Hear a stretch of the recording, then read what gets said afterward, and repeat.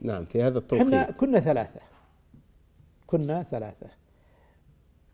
شخص اسمه سلطان الهديان، وذاكم الذي أخذ سوريا اسمه ماجد قاضي، ماجد عبد السلام قاضي. نعم. فجلسنا في المسجد الأموي. أنا كنت متعب البارحة ما نمت، فقلت عن إذنكم أبغى أخذ لي نومة لمدة نص ساعة. كان الجو بديع وبراد، إحنا في الصيف. نعم. نمت، فجأة جاء سلطان أو الآخر ماجد لا أعرف، نسيت أنا يعني، فأيقظني قال في مشكلة بسيطة. تفضل. وش هي؟ قال في 3 شباب صغار جاءوا إلينا يناقشوننا. نعم. فما استطعنا أن نجيب. طبعا واحد منهم خريج كلية شرعية، في والثاني الاثنين. لا، الاثنين، والثاني لا، خريج كلية علوم. طيب شو المطلوب؟ قالوا ودنا نتناقش. قلت ما عندي إشكالية. نعم. أنا تخيلت أن المسألة شباب يعني في 18 20 25. نعم. هؤلاء الشباب وإذا بهم أطفال صغار. أطفال صغار. نعم. واحد عمره 12، واحد عمره 11، واحد عمره 9 سنوات. نعم. جاء الثلاثة جلسوا، تعرفت عليهم. من وين أنتم؟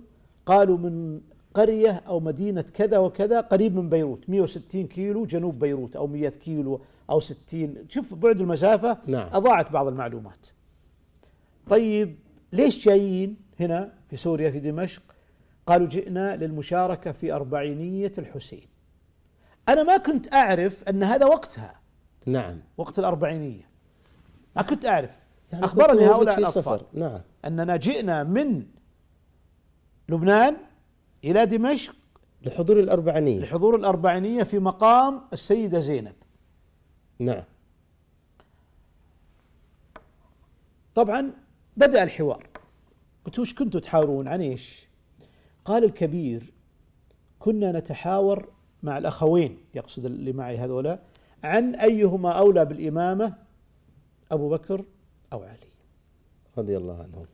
طبعا أنا بدأت أحاور، وجدت ثقافة عالية عند الأطفال. عند الأطفال هؤلاء، ثقافة استحضار أدلة ورد وأدب. نعم. فقلت أنتم من وين جبتوا المعلومات هذه؟ مستغرب يعني. أطفال عندنا هنا ربما أكبر منهم، والله ما الواحد منهم ما يعرف حتى ال10 المبشرين بالجنة. لا حول ولا قوة إلا بالله. فقالوا نحن ندرس في الصباح في مدارس علمانية. شوف لاحظ، علمانية يقولها طالب في سادس ابتدائي. يعني من أين عرف أن هذا علمانية؟ ربما في الثانوي ما يعرف معنى علمانية. وفي المساء ندرس في مدارس دينية، فيعلموننا أشياء كثيرة ومنها الحوار، كيف تحاور. طبعا وأنا أحاور وإذا بمديرهم يأتي غضبان ويعطيهم كلمة شديدة جدا، فيقومون مسرعين ويهربون. نعم. طبعا بدأنا جزء من النقاش. أنا حقيقة صدمت من المعلومات اللي عندهم. قصدوا بالدينية اللي على منهج غير منهج السنة طبعا. إيه طبعا، هذا شيعة هذولا. نعم. هؤلاء شيعة جاءوا للحضور اللي هو الأربعينية. هم شيعة من شيعة الضاحية ومن شيعة حزب الله الآن. نعم.